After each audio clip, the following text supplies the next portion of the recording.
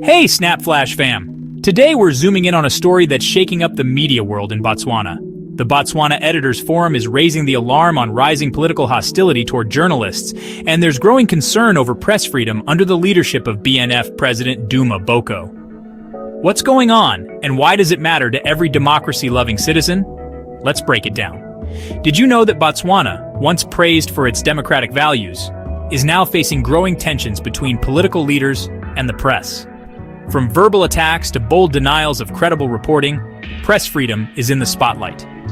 Stick around to hear what former BNF Secretary General who just lost elections said that's turning heads.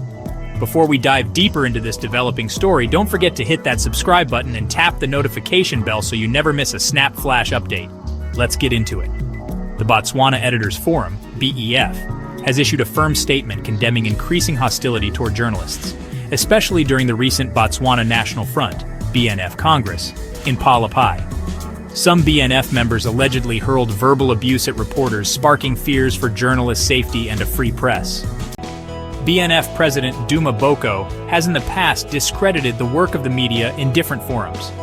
He has also claimed that 90% of news is fake. The forum says this statement delegitimizes the media and dangerously erodes public trust.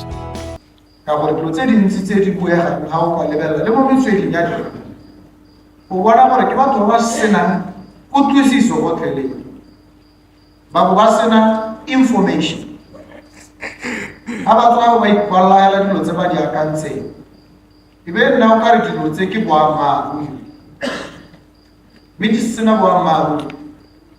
90% yadilo tse di kwalo ke metswedi ya dikgang 90% ana ba maru mo teng go tele 90%.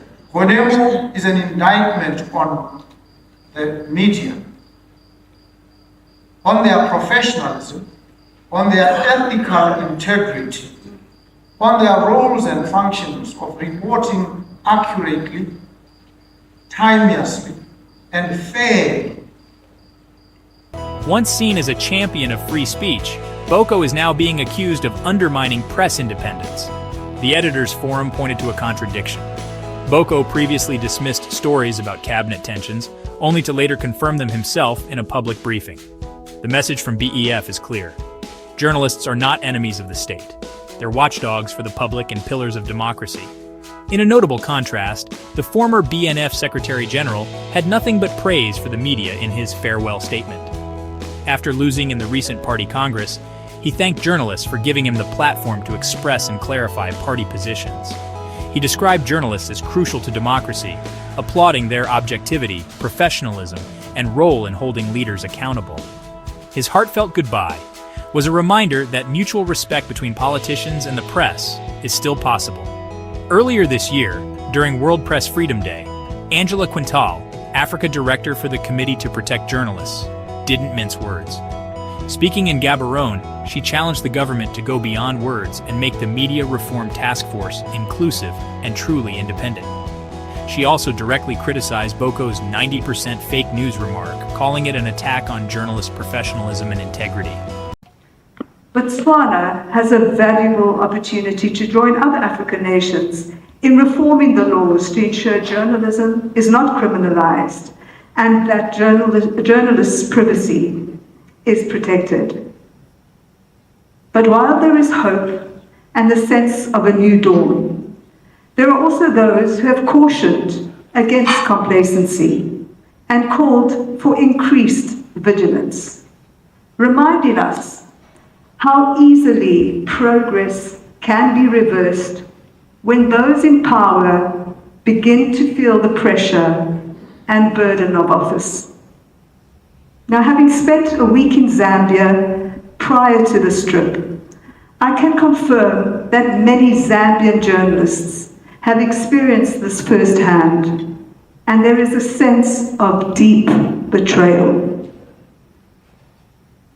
Therefore, I would be remiss not to mention President Boko's speech earlier this week to a conference of senior police officers, in which he claimed, without evidence, that about 90% of reporting in Botswana is false.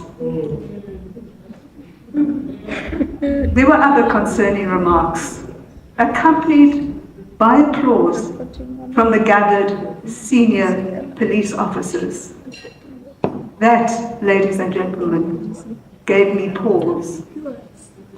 I understand this is not the first time President Boko has disparaged the press. Such unsubstantiated and dangerous claims warrant serious concern and constant vigilance. Around the world, we have seen how similar rhetoric, such as in the United States, has been employed to discredit independent and critical journalism by branding it as fake news. This not only undermines the credibility of the media, but also erodes public trust in democratic institutions. Now, the Committee Protect Journalists has extensively documented how such narratives have, pardon me, my glasses are steaming up here, not because I'm angry. Let me say, have been used globally as a precursor to the criminalization of journalism and the silencing of dissenting voices. BF also reminded the public that journalists are not just battling political pressure, they're battling economic hardship and exploitation.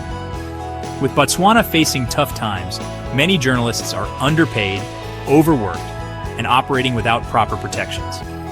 The Botswana Editors Forum wishes all of you, all journalists and perhaps media players, a meaningful and reflective World Press Freedom Day. Today is a day that media professionals across the globe pause to reflect on the state of our industry, where it is headed, and the growing challenges that we must confront. In economies like ours, which are struggling or slowing down, journalism is often the first to take a beating, with advertising models still heavily dependent on government and corporates. Any budget cuts tend to hit media houses very hard. It is obviously time to adapt and change to the changing times of our lives. Since COVID-19 hit us, we have witnessed a shrinking media space, increasingly dominated by sponsored content, what we call PR.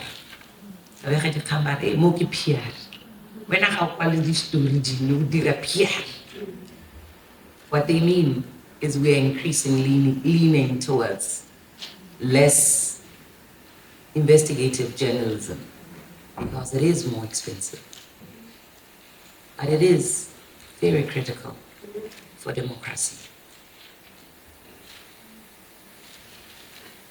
And this also eats away at the very foundation of journalism. As diamond sales have slowed, so too has the flow of journalism. While some media outlets have adapted, pivoting to new technologies such as AI to help us in these trying times, some have unfortunately had to shut down. We have seen comrades, too many of them, lose their jobs. So here's a question for you. Should politicians be held more accountable for their treatment of the press? And is enough being done to protect journalists in Botswana today? Drop your thoughts in the comments below. We want to hear what you think. If you believe in the power of free press and informed citizens, give this video a thumbs up and subscribe for more fearless journalism. Hit the bell icon so you never miss a beat. As Botswana navigates political transitions and economic headwinds, press freedom stands at a crossroads. With leaders like Kettle Halafile Motshegwa reminding us of journalism's vital role and the BEF fighting for reporters on the front lines, one thing is clear: democracy needs a free press to survive. Spent all my life